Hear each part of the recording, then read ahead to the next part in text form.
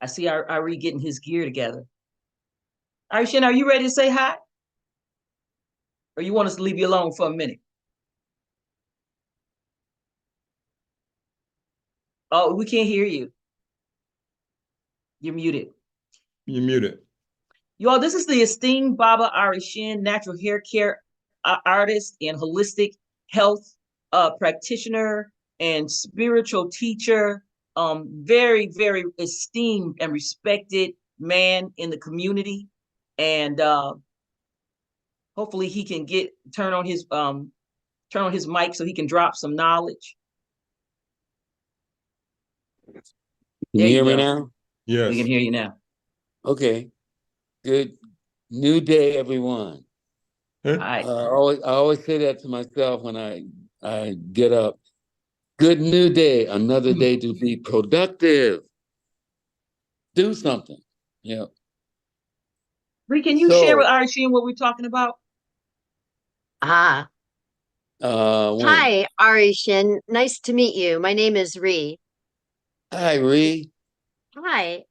We're here on the Marianneathon today, and we're connecting the work of Dr. Martin Luther King with the work of Marianne Williamson. And we've started off today with this first question, which is a question of the imagination. So the question goes, if Dr. King had not been assassinated and instead had become a president of the United States, what one thing off the top of your head do you think would be different now? I think we would be more open to listen to one another and communicate with one another. And I think that would have eradicated this whole white supremacy and racism. By now, it would have happened because people would have been talking to one another, listening to one another, and accepting our responsibility to change this.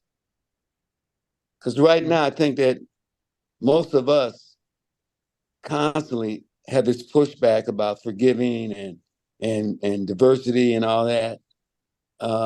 Right now, when we talk to one another, that's the main thing, is that's the issue with Black people right now. Some are, quote, Black supremacy and whatever that's supposed to be. And others are very into, what we called integration at one time. Now it's kind of like diversity.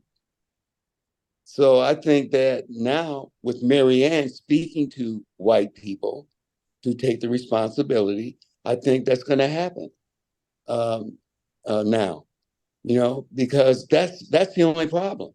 And the young people, see, all we got to do is die, and it's over. Because young people are already doing that right now. They're talking to one another. They're accepting everything. Just be who you are.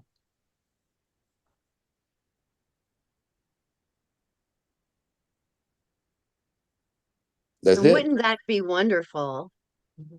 Yes, if we go back to that time and right now, if we'd have been talking, if he was sitting there in that position right now, because he had that ability to have everyone's ear, no matter what. I mean, that was the main thing about Martin Luther King, I think, is that he galvanized everybody. When you saw those marches and everybody's locked down, there were all races of people. Mm-hmm. All different economic levels of people were there. So he had that appeal. So I think if he had become president, this thing would be over. Mm-hmm. The education system would have changed. What they're trying to stop in Florida right now wouldn't be happening. They would be embracing that. And we would already have a generation of people that were totally educated about the history of this country. Mm-hmm.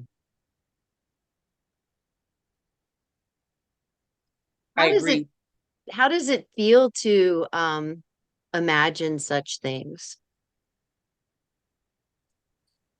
For me, I made this transition, this transformation, because I was born in a little small rural town in Indiana. And I was born in 1941, and it was racist. I mean, it was to the point where just walking down the street, it was just devastating because you saw these lawn jockeys. You know what a lawn jockey is? Mhm. This grotesque statue of Black people. And there's a history to that. That first guy throws to death, in that position.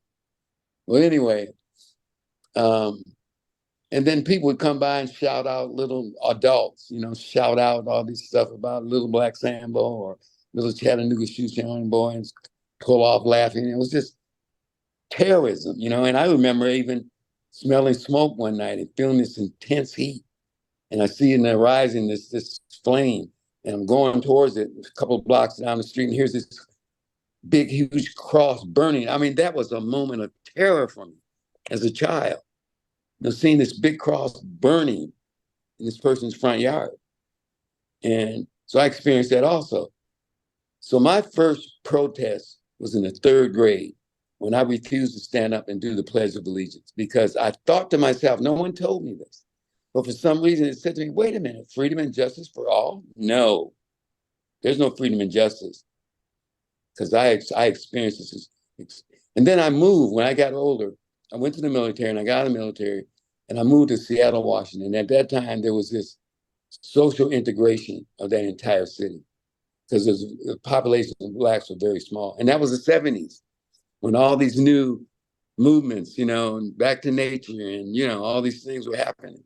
So, and then in the state of Washington and Oregon, in terms of progressive thinking people and educated people, that's what it was about.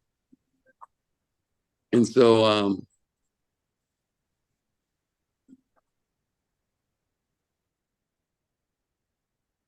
Uh-oh. Are you still there, Ari? We can't hear you. okay, I'm sorry. I'm There you sorry. go. So when I moved there was this social integration, and I was doing hair at the time. I still do it. And so because I had studied how to do our hair in precision, and also I had studied how to do white people's hair in precision. So all these, so-called interracial or mixed children. So all these white mothers would come to me and for information. So because of the business, I had to change my attitude. And the more I changed my attitude, the more I began to realize that that was the issue. We can't talk to one another. We can't even communicate with one another.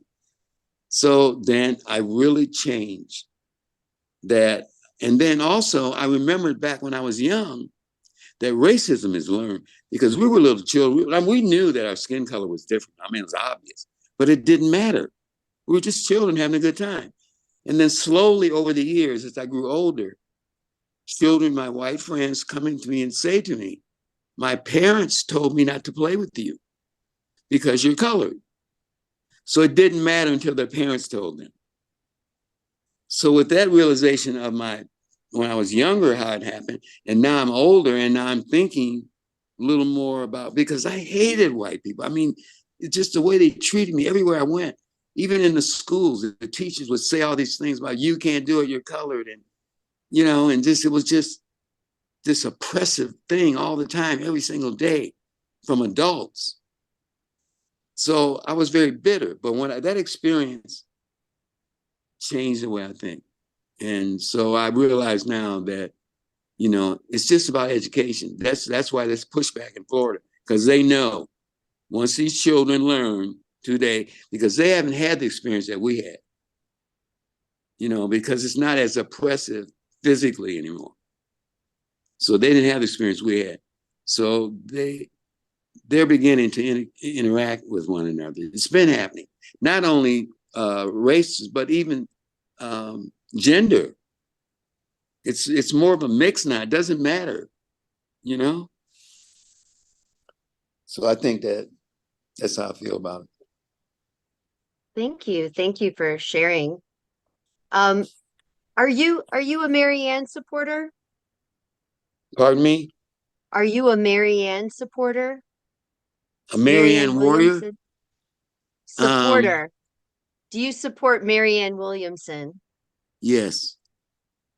Can you talk a little bit about why you support Marianne? I don't know why I can't really hear you that well. Can you hear me okay? Yeah, I can hear you well. And I just turned I know my sound is up. I don't know what's going on. My volume's up. But can you say that again? Yes, I was hoping that you could talk a little bit about why you support Marianne Williamson. Maybe Well, somebody else try to ask if you can't hear. you want me to go first? Yes, please. Okay. Well, I've only voted one time in my entire life, and that was 2008. Because, first of all, I remember Malcolm said the ballot or the bullet.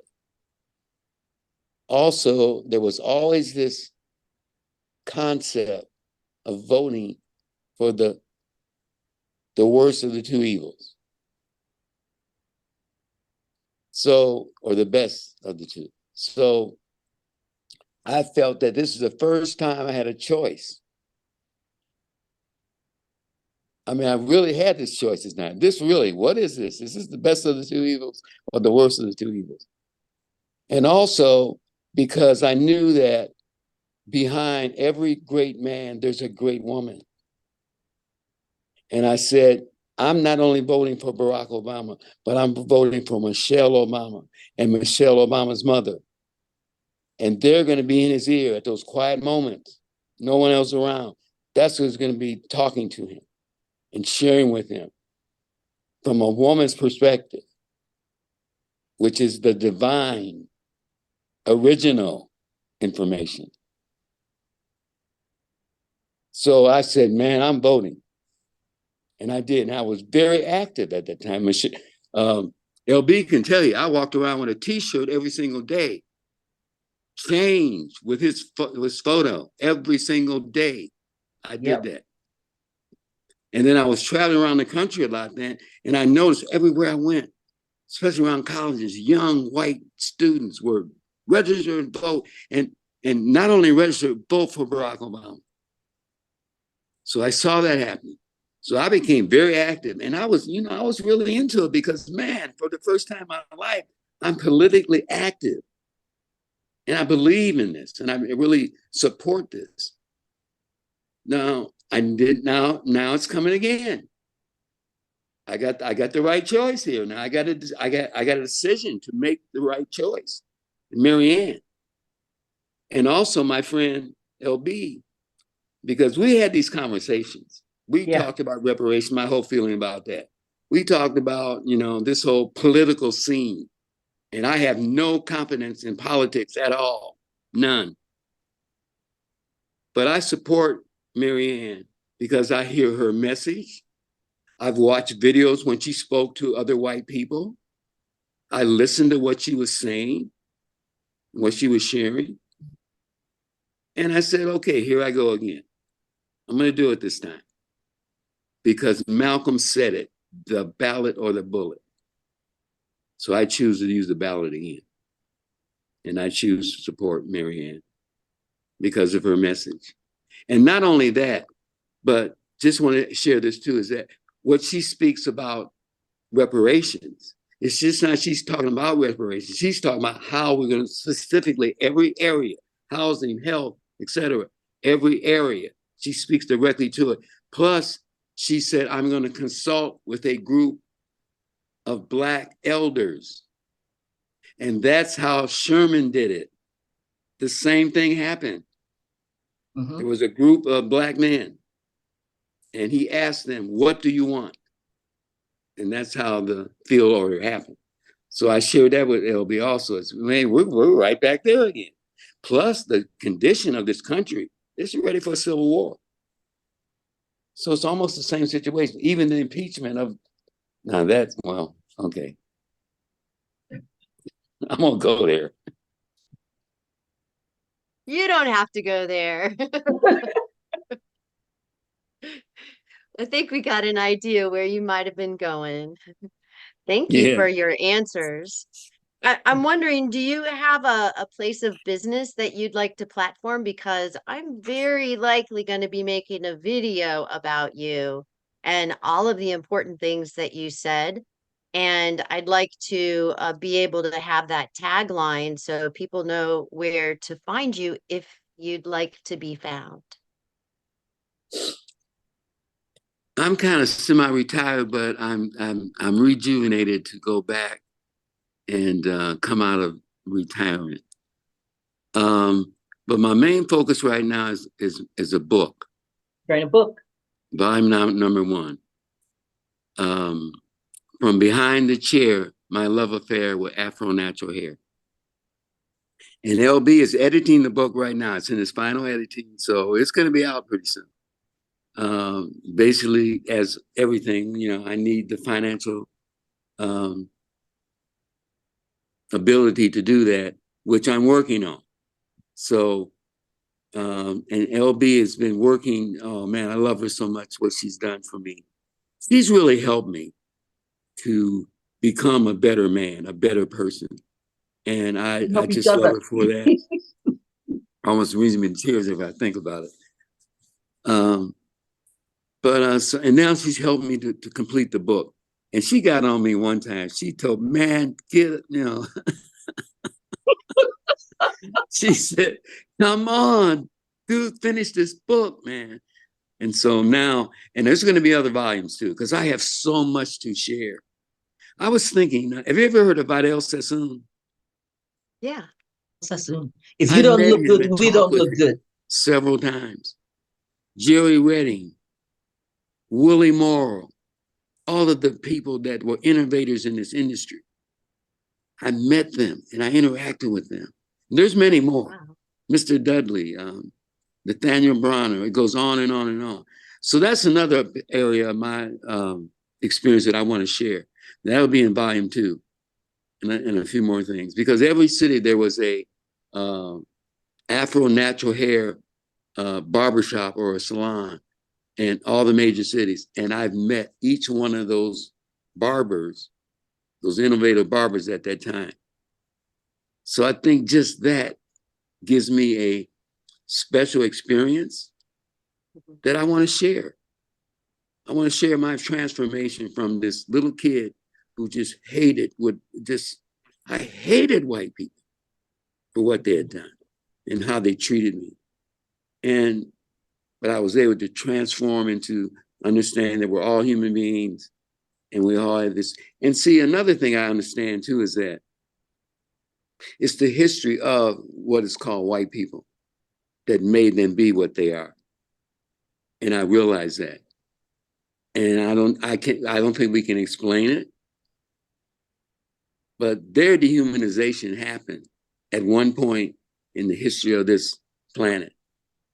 And once it got going, it just kept evolving to what we have today. So I think our problem is that the worst of humanity is governing us. So we got to stand up and say, you don't qualify to govern us. You're not qualified. And we got to realize that. And so white people got to stop going along with this. Because a lot of white people know. Marianne speaks it all the time. You know, Jane Elliott, right? She speaks it all the time. You know. So stop accepting it. And let's change this. I think I kind of got off what you were asking me. You were right, spot on. Because Oscar and I, we used to talk about Elliot all the time. And I remember for a point we were trying to connect with her, and she did this experiment, or I don't know, you call it an experiment. She did another one with the blue eyes thing, but I'm not talking about that one. That one's pretty hot too. But she asked a group of people, a group of white audience, and she said, "Who in this audience would be willing, stand up, if you are willing to switch places with Black people in America and be treated exactly like they're treated in this country? Who here is willing to do that? Come on, stand up, y'all." Not one. And that tells the whole thing. And so, like on the 8th, when I spoke at the Healing Shack, one of the things I think about is I think about reparations holistically. It's not just about money. There is no money to quantify. There's really no money to really compensate the descendants of formerly enslaved Americans for what was really, that amount of money doesn't exist. But there are things that can be done. For the contribution that our ancestors made to this country, we should be compensated. But the compensation is not just money; it's a holistic compensation. It's not just for us. So I could go on and on and on about all the things that we need, body, mind, spiritually, financially in our communities, but also reparations for non-Black people, especially white people. I was the academic advisor at Salve Regina University. I loved my students. Most of my students were very well-to-do white students. And I can put myself in the role of being mother to all children of any color. I don't care. I don't care. Like when this stuff happened, across the seas, I don't care what color these children are. I don't care what their, parents' religion is. Don't hurt the children. Think about the amount of agony, mental degeneration that occurs with white young people who are being made to feel that they're guilty for slavery. And they're not. I would be damned if I had a beautiful little, chubby little, blue-eyed, blonde-haired baby on my hip. I'd be damned if you let my baby be saddled with, he just came out of my womb and he guilty for slavery. No, the hell he's not. It is the United States government. And we need to repair that, because Marianne even talks about the effect that it had on the German young people, for instance. When Germany made reparations to, for what they did to the Jewish people, now these young people in Germany can hold their head high. A young German man can see a young woman who's not German and feel like, hey, how you doing? And say hi to her. Whereas before he had to hang his head in shame. And I believe that guilt that's laid on the back of our young people here causes low self-esteem, mental illness, failure to thrive. And we shouldn't let that happen to any of our young people because they didn't do it. They didn't do it. They're even more innocent than we want to be, us who've been complicit in what's happening, in Israel and other Yemen and other places around the country. We feel like, well, I didn't do it. Well, definitely our young white children didn't do it. It's the United States government. Now, our responsibility is to change that government. Like Marianne says in one of those audio clips, if we see that our government is not doing the work of the people, we have a responsibility to go in and change it. That's reparations. Repairing your damn kids.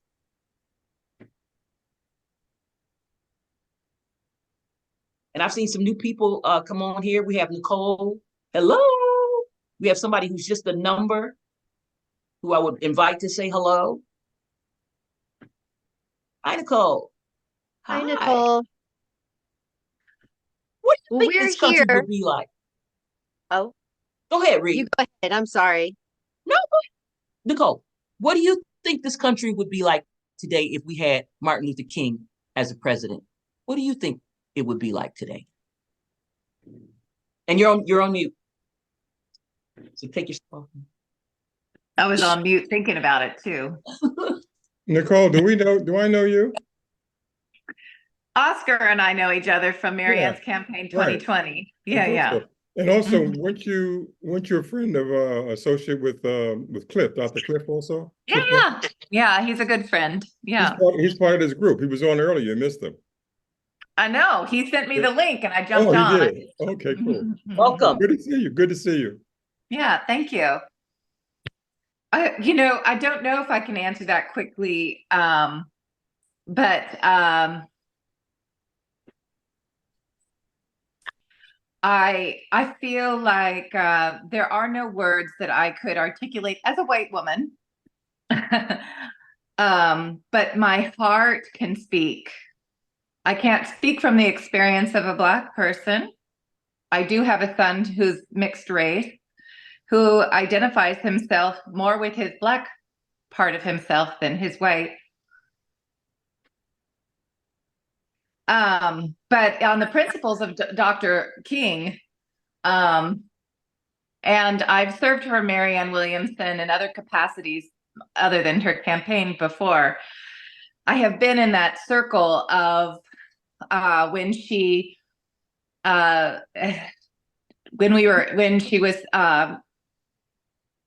teaching, and did I can't think of the words right now, but she helped the white people and the Black people face each other and we spoke and reunited and wanting to recognize the pain and suffering. Mm-hmm. And I was in complete tears throughout that process. It profoundly affected me, and I don't think I can even state it in words, but it has carried me through from that time, which was probably 10 years ago, till, you know, going through all the things that we've seen come to light and Marianne has stepped into, trying to help us raise our awareness, our consciousness, activate our sense of activate our own power. I felt the need for the people to come together in their highest version of themselves in her first campaign. And a lot's happened since then. I don't want to take up all the time. I think I don't mean to bring this up, but I think that when things happened around George Floyd, and I was working on diversity, equity, inclusion after that inside of our schools, that my biggest part was to listen and to understand and to get informed.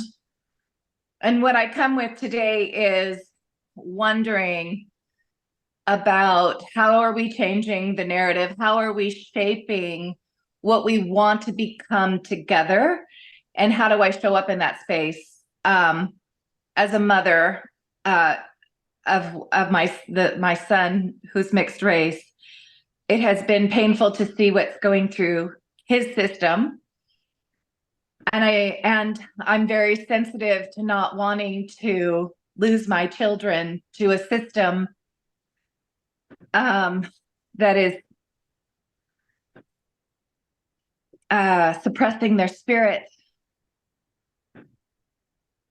And so I think because of what it cost me almost with listening to the political side of things, as a mother, I want to be careful for the children in our emerging future. My son is 30, he's not a baby. He is our future. So how do I shape the conversation so that he doesn't feel hopeless and he feels part of the solution? That part's where I'm really sensitive and very raw. That's all I have.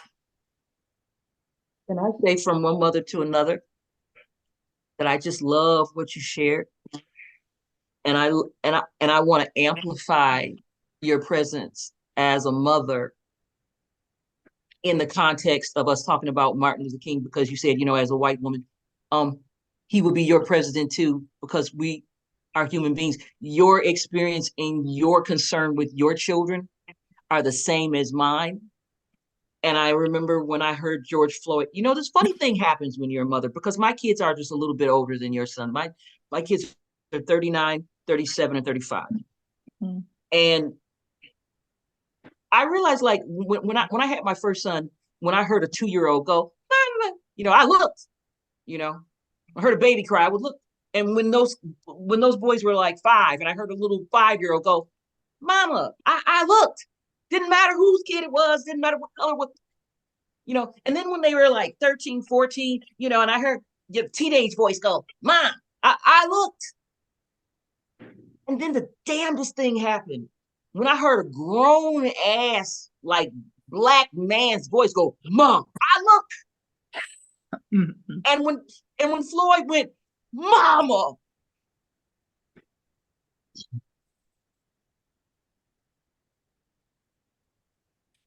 it's down in your soul, it's in your gut. What's wrong here?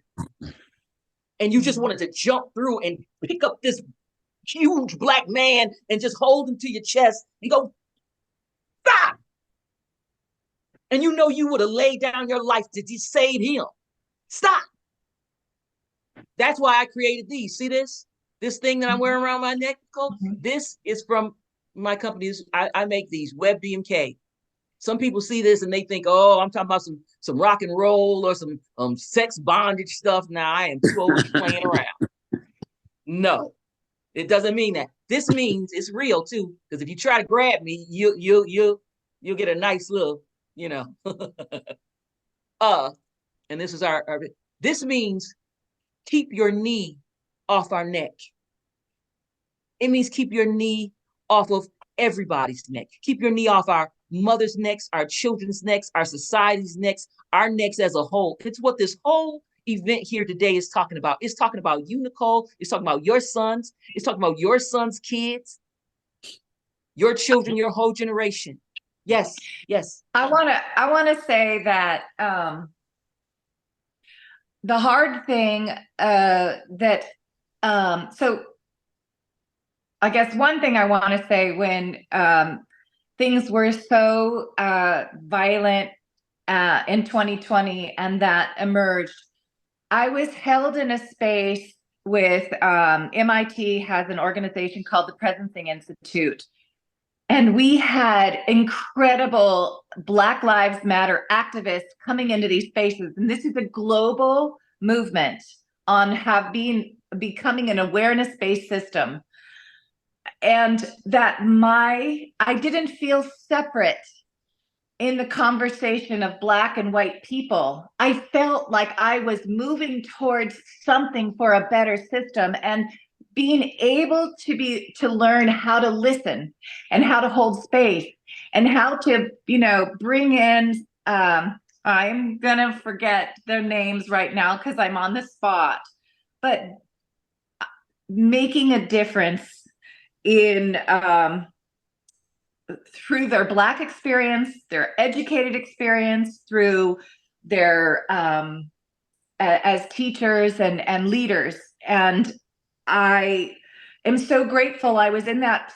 I was part of something when that erupted and when that happened, that I had a continuous place to go to figure out how to show up.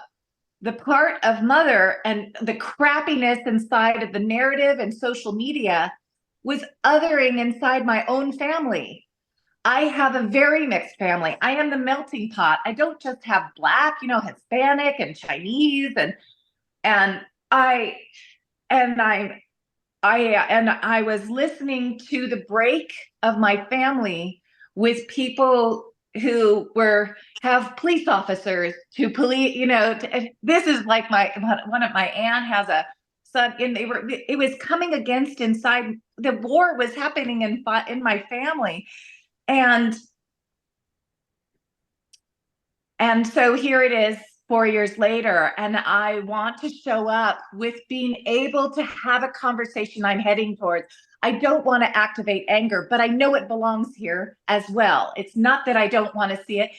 And that I totally am about reparations. I don't feel, and I was at the time living in North Carolina.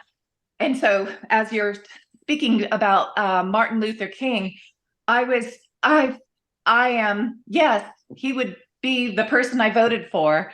But having been in Marianne's campaign in 2020, I hosted a space with a professor who has been about reparations, who has been about civil rights, who was an attorney who brought a whole different perspective to the table. And even inside of the Black community, I heard different points. Some people don't like Obama. Some people didn't think he did enough. you know, and so it's confusing as a white person. And I don't want to lose the point that reparations matter, because we get lost in that. But I do feel like, how do we build this future? How do I show up? I have not showed up for Marianne, and I love her, because I'm totally on mom duty going, please don't, because when the whole social media and the toxicity of labeling people white or black or Karen, it's like, I want to be in a system that goes, we have a united voice. And I know Martin Luther King could bring that voice forward, but I'm afraid to share it. When I was in North Carolina, and I'm in California again, I had amazing leadership inside of our schools. And I definitely feel a difference in black and white on the East Coast versus over here in California. And I am listening to that leadership, but I don't want to condemn myself for the color of my skin. I just want to say, I am aligned. How do I show up? Returning to California, I went down to the town hall because I work on Monday, and I said, how are we observing Martin Luther King? This is really important to me.